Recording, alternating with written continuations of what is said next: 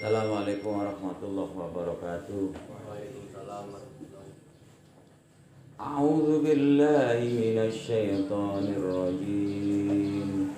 Bismillahirrahmanirrahim. Wa qalatil yahudu Uzair ibn Allah wa qalatin nasara al-masih ibn Allah. Dzalika qauluhum bi afwahihim yudahi'una qawlal ladzina kafaru min qabl qatalahumullahu anna yufakun ittaqadu ahbarahum wa ruhbanahum arbaban min dunillah wal masih ibn maryam wa ma umiru illa liya'budu ilahan wahida la ilaha illahu subhanahu amma yusyrikun. Wa qalatil yahudu lan padha ngucap sapa al yahudu wong Yahudi Uzair utai Uzair iku ibnullah anake Gusti Allah. Wa qalat lan ngucap sapa Nasara wong Nasrani al-Masih utai al-Masih Isa tegese Nabi Isa iku ibnullah anake Gusti Allah. Zalika uta mengkono-mengkono ucapan wong Yahudi bilang Uzair itu anaknya Allah. Orang Nasrani bilang Isa ibnullah. Iku kauluhum iku ucapane wong Yahudi lan wong Nasrani afahihim kelawan cangkem-cangkeme wong Yahudi lan Nasrani. La mustanida orang ono sandaran iku maujud lahum kadwi wong Yahudi wong Nasrani alai ngatasi ucapan. Tidak ada dalilnya sama sekali, tidak ada argumentasinya sama sekali. Orang Yahudi bilang Uzair itu iku anak Allah, anaknya Allah. Nabi Isa itu kata orang Nasrani anak Allah. Itu semuanya adalah ucapan dengan mulutnya sendiri yang tidak ada tendensi apapun. Sekarang naik pangkat ya, katanya Isa itu Tuhan itu sendiri katanya. Tuhan itu sendiri tentang Isa. Wah, keterlaluan. Inilah yang mereka itu memisah-misah di antara Nabi satu yang dengan lain. Menurut orang Yahudi, Nabi Isa itu direndahkan karena katanya anak zina. Begitu juga Nabi Muhammad direndahkan dan sebagainya. Tapi bagi orang-orang yang mukmin, orang-orang yang Islam itu la nufarriqu baina adin minar rusul. Tidaklah kami beda-bedakan antara satu dengan yang lain tentang putusan Allah. Jadi semuanya sama, hamba Allah yang diangkat derajatnya. Kemudian diberi tugas untuk mengamping-ampingi masyarakatnya. Uzair itu adalah orang baik. Kemudian menjadi cobaan bagi orang Yahudi.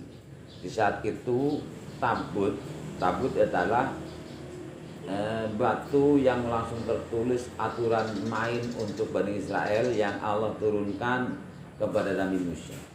Kemana-mana dibawa tabut itu. Di saat itu hilang lama. Sehingga karena hilang, anak cucunya itu tidak sama apal dengan hukum-hukum yang Allah turunkan lewat tabut ini. Kemudian mereka juga menyia-nyiakan Taurat juga dan lain sebagainya. Nah ini kemudian datanglah sosok figur Uzair.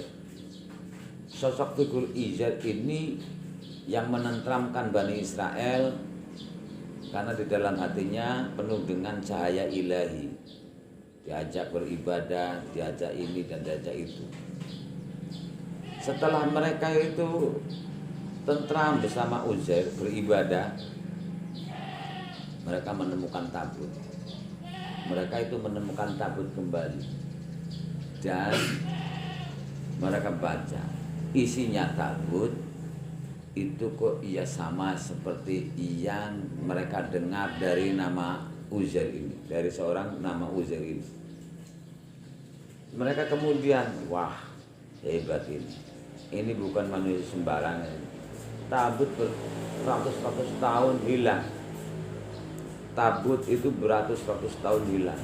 Sekarang kita temukan dan kita baca, kok iya tulisannya sama persis dengan ajaran yang diajarkan oleh namanya Uzair ini.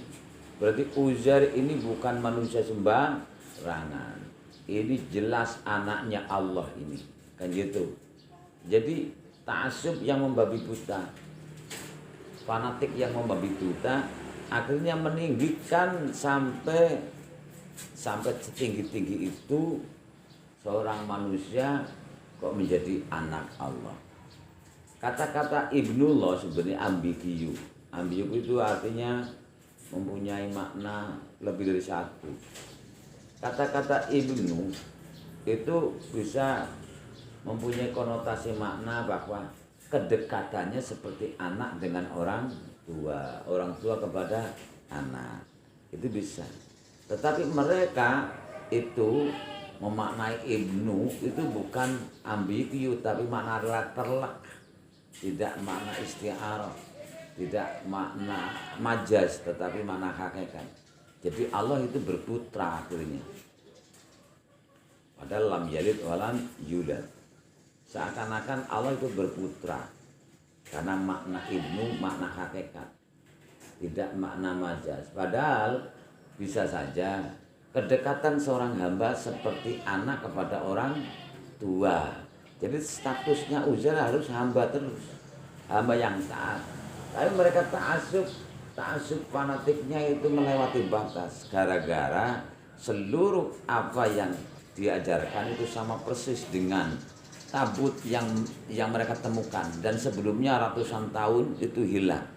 Dan anak cucunya saja sudah banyak yang keluar dari koridor pendidikan agamanya. Ini dari tentang Uzair.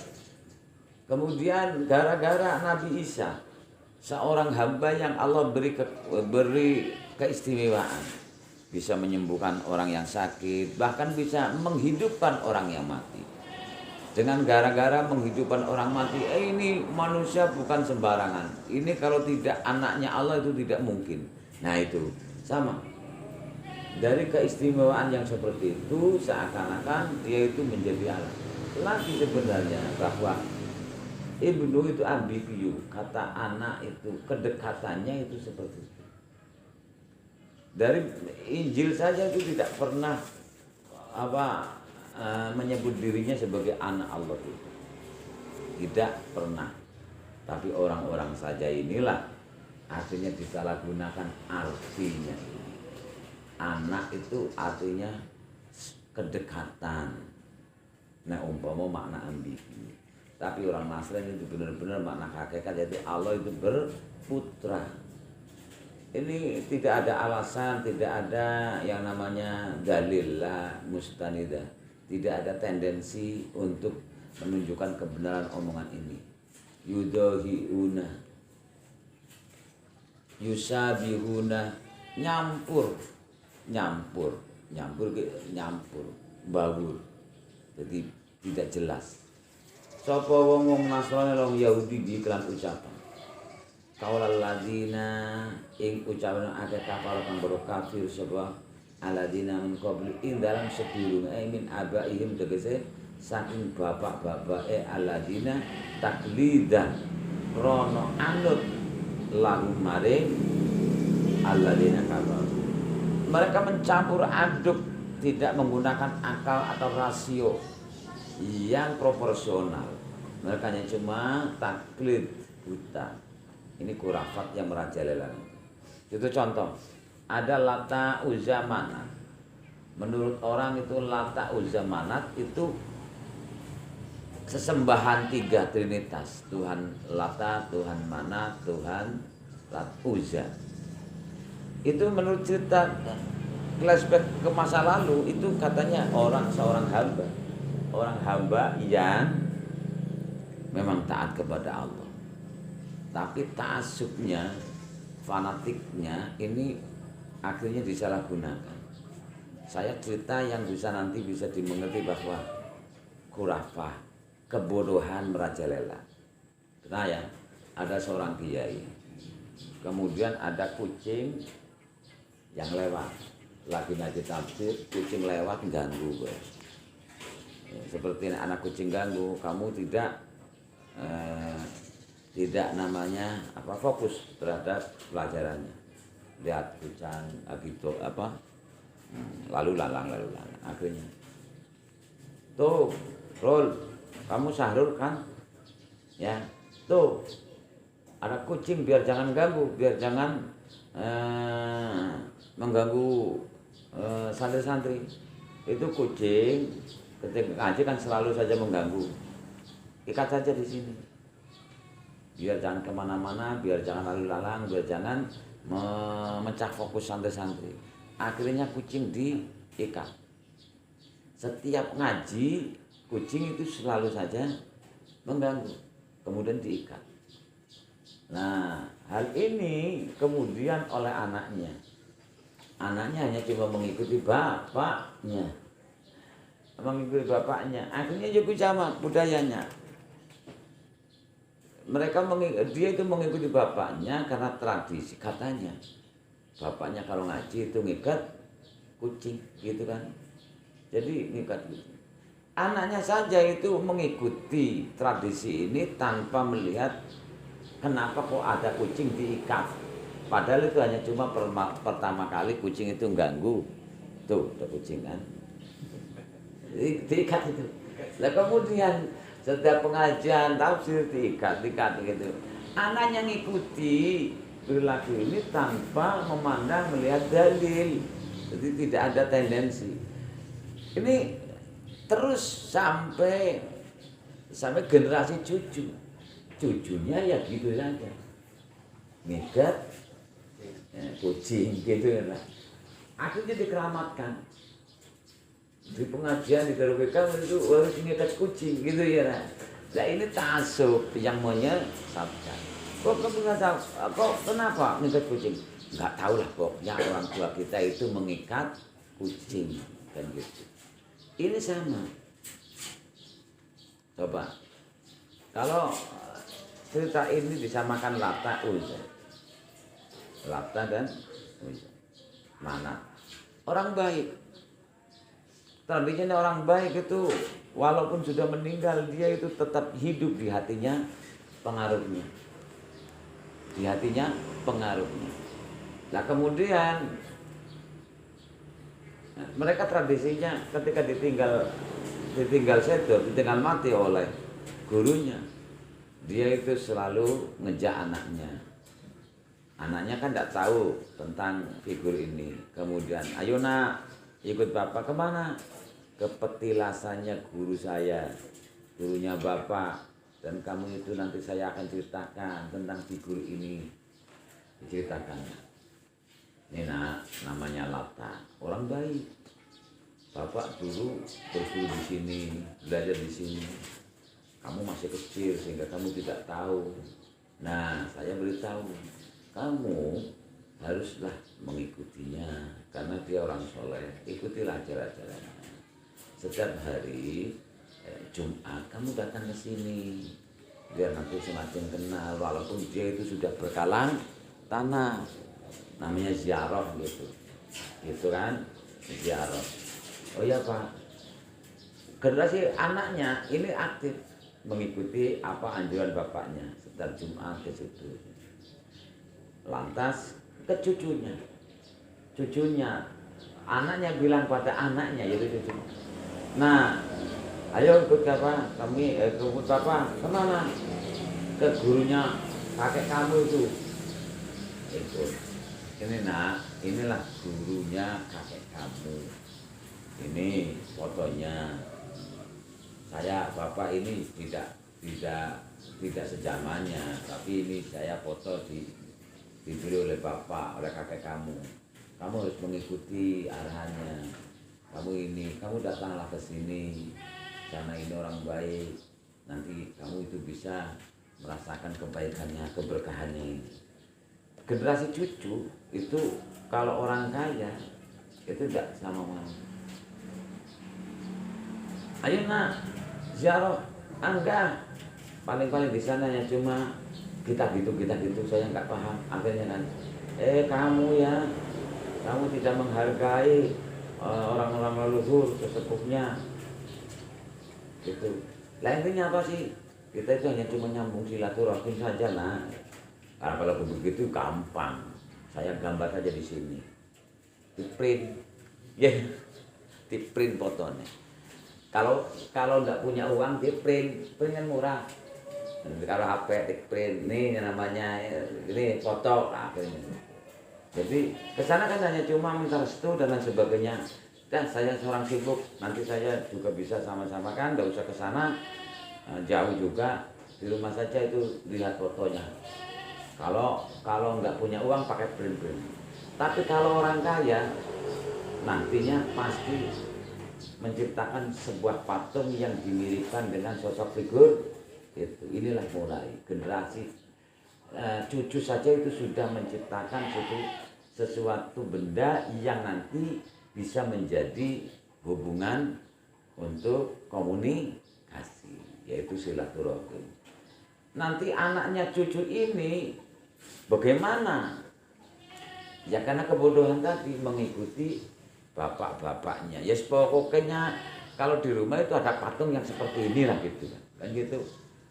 Itu sekarang. Makanya di Lazada itu banyak patungnya, patung miniaturnya Habib Rizik sudah seakan-akan dibuat patung kan? Ada ya? Ada buka di Lazada itu banyak patung kecil-kecil. Terus kamu bergemar setia dengan David Beckham, patungnya David Beckham, dipuja-puja dan sebagainya. Itu David Beckham sekarang, besok cucu kamu karena kamu penggemar setia David Beckham, fotonya atau patungnya ya itu kamu itu letakkan seperti kamu ceritakan ini bapak menggemari ini nih. Itulah intinya kurapa, itulah kebodohan nanti merajalela. Akhirnya melupakan tentang yang namanya ketuhanan.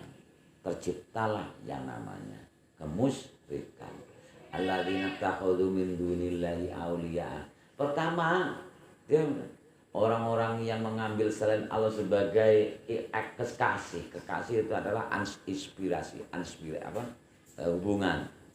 Alladzina takhudhu min dunillahi auliya. Mereka berkata, "Ma na'buduhum illa liyuqarribuna ila Allah." Kami tidak menyembah ini patung kecuali benda ini untuk memudahkan kami berkomunikasi dengan Tuhan Allah dengan sedekat-dekatnya. Mereka katakan, saya tidak menyembah Yesus, patung Yesus atau paling salib. Itu hanya cuma suatu benda yang kami jadikan sebagai pelantara untuk supaya kami dekat. Sama lah seperti kamu memegang foto kangen sama tunem ya yang kamu pegang pandang foto terus ya enggak itu kemudian seperti itu akhirnya ta'assub. Inilah terciptanya sesuatu tauhid, sesuatu yang namanya patung-patung kemudian didewakan, kemudian dilupakan hakikat Allah yang sejatinya. Nah, ini namanya sudah kemusyrikan. Maka tetap bilang seperti itu. Orang-orang yang ngambil kekasih selain Allah, yaitu sesembahan selain Allah, itu mereka berkata, kami tidak menyembah patung itu. Patung itu hanya cuma sarana untuk kedekatan saya kepada Tuhan. Emangnya Tuhan jauh? Bagi mereka katakan jauh karena tidak terlihat. Illa liqaribuna ilallahi zulfa, kecuali untuk mendekatkan kami kepada Allah sedekat-dekatnya. Emangnya jauh sehingga kamu butuh pelantara untuk kedekatan diri kamu kepada Allah. Idza sala ibadi anni fa ini qarib. Muhammad katakan ketika ada orang bertanya tentang Allah, saya Allah, jawablah saya sangat dekat. Kedekatan saya kepada hambanya wa nahnu aqrabu ilaihi min hablil warid. Saya lebih dekat dari seorang hamba itu lebih dekat daripada otot lehernya manusia itu sendiri. Itu artinya Allah sangat dibutuhkan. Kedekatannya sangat dibutuhkan.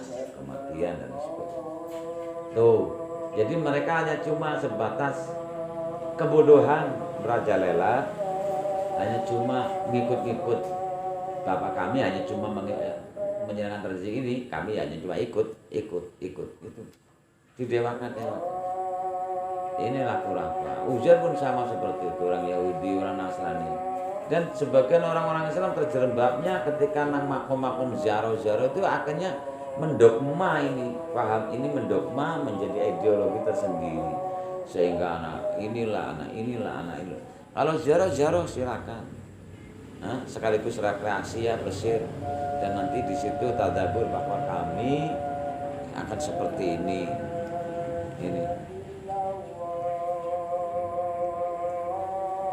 Min qablu. Terus apa ya? Qatalahumullahu anna yufakun. Ayla anahum tegese nglaknati sapa Allahum ing alladzina kafaru. Qatalahum ayla anam laknati hum ing alladzina kafaru sapa Allah anna khaliq priwi yufakuna yusrafuna dan akan kabeh adalah haknya anda sama kebenaran maki yang dari dalam saatane ono dalil. Bagaimana dia itu keluar dari koridor sementara ada dalil jelas. Tidak seperti itu. Qul huwallahu ahad, Allahu somad, kan gitu. Terus lam yalid walam yulad. Sudah jelas tidak diperanak, tidak diperanak. Lah kok bisa? Bagaimana mereka itu keluar dari koridor kebenaran? Padahal di sisinya itu ada dalil jelas bahwa Uzair adalah seorang manusia biasa. Nabi Isa adalah manusia biasa. Gara-gara dia itu bisa menghidupkan orang mati, kemudian dijadikan Tuhan. Tuhan kok ini lucu. Yang repot itu kan akhirnya itu Tuhan kok terbatas, kan ya lucu. Ittakhadhu akhbarahum wa ruhbanahum wa lahu a'lam. Assalamualaikum warahmatullahi wabarakatuh.